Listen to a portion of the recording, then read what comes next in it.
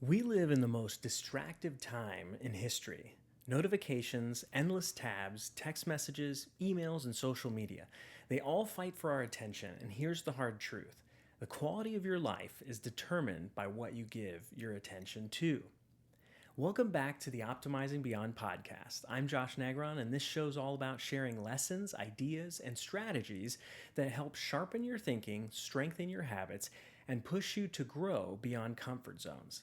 And today, I want to talk about something that every single one of us is struggling with, maybe more than we realize.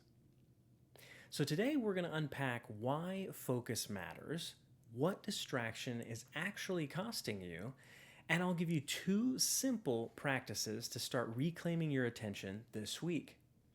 Because if you don't control your focus, somebody else will. Let's start here.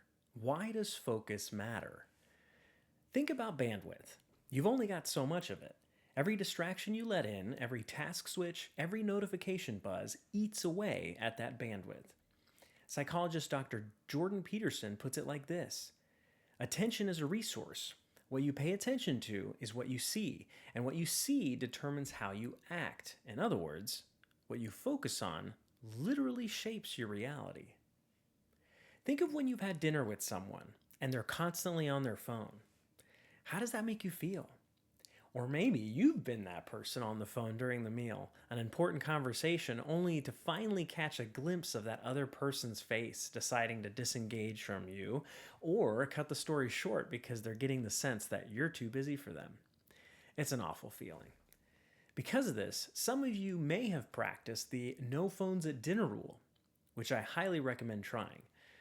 This is because our attention is limited. When not spent wisely, it can affect more than just our productivity, but even our relationships if we're not careful. Carl Newport, in his book, Deep Work, makes a distinction between deep work and shallow work. Deep work is cognitively demanding, valuable, and rare. It's the stuff that makes your life move forward. Shallow work is distracted and logistical. Necessary maybe, but rarely transformative. It's rare because it usually doesn't happen by accident. It takes intentionality, focus, and planning to execute. Otherwise, shallow work will always win out.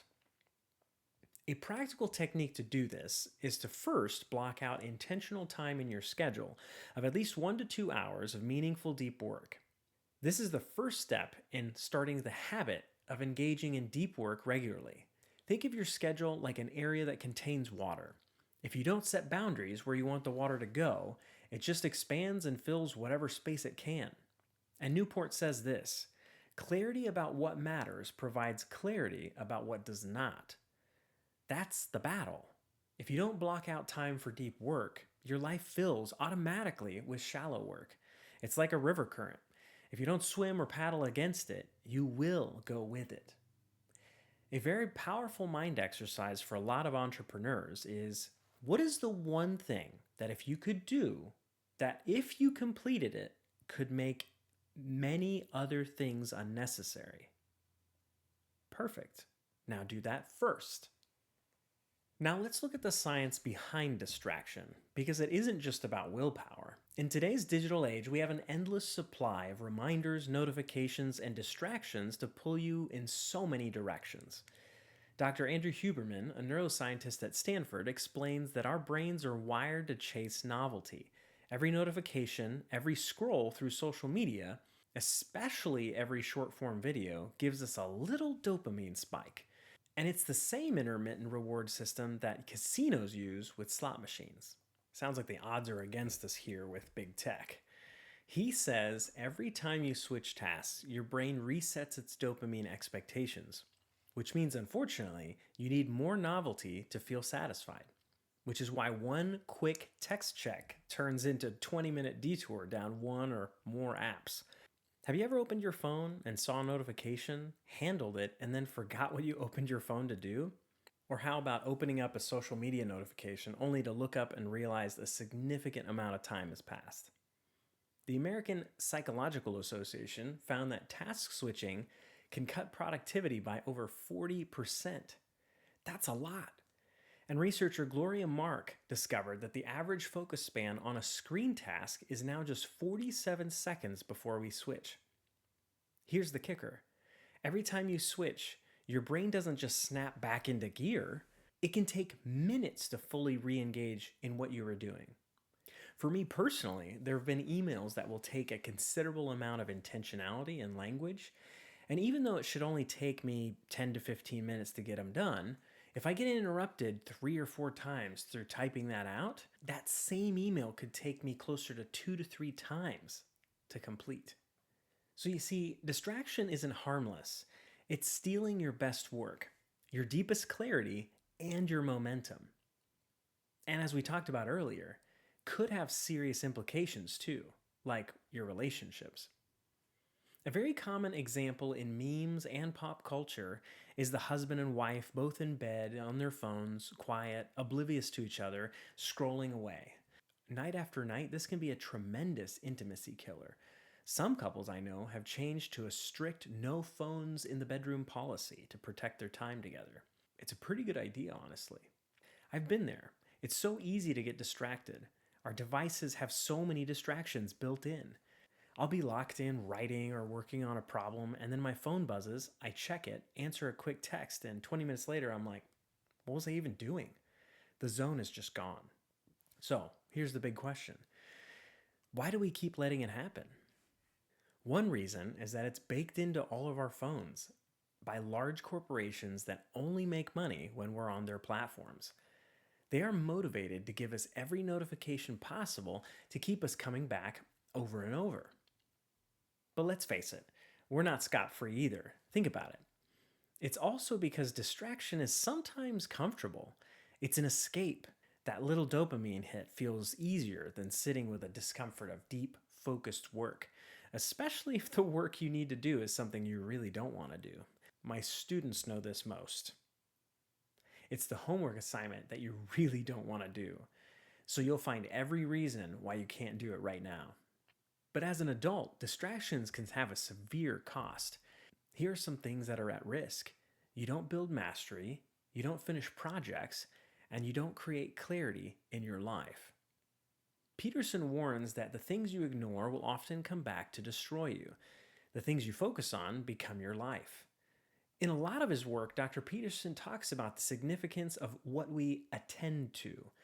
Some people attend to the most important things, and their life reflects that order, discipline, and benefits of that structure, while those that don't attend to those things suffer from sometimes severe consequences of collapse of relationships, marriage, mental health, financial well-being, or worse. Yeah, the stakes can really be that high. That's the wrestle I want to put in front of you.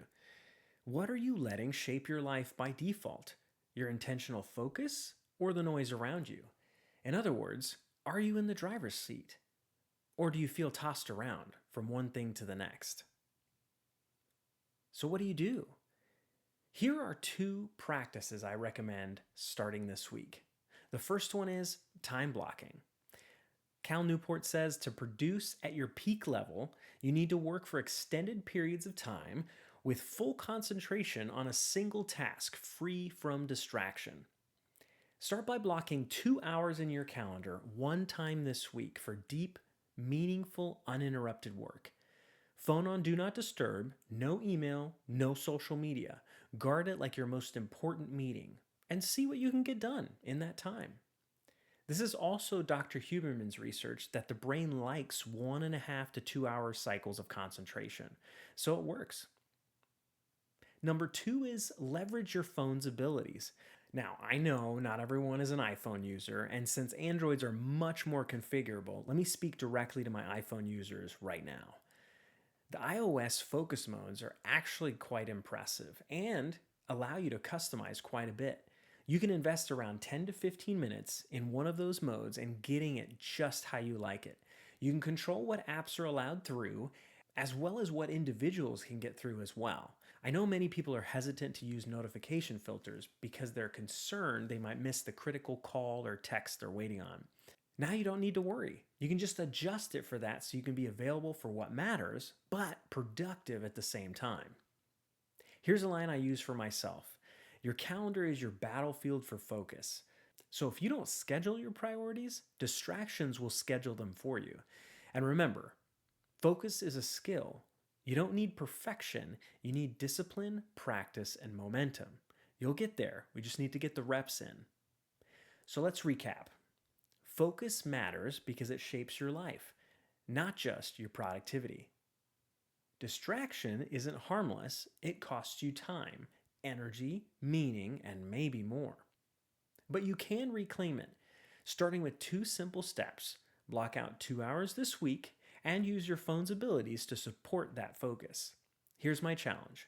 Try it this week. Block those 2 hours, guard them, and see what happens when you give yourself the gift of focus. Thanks for listening to the Optimizing Beyond podcast. Remember, growth happens when you take action. So subscribe, share this with a friend, and most importantly, put what you learned into practice. And if you have any comments on how this helped you, I'd love to hear from you. Until next time, remember, daily anything changes everything.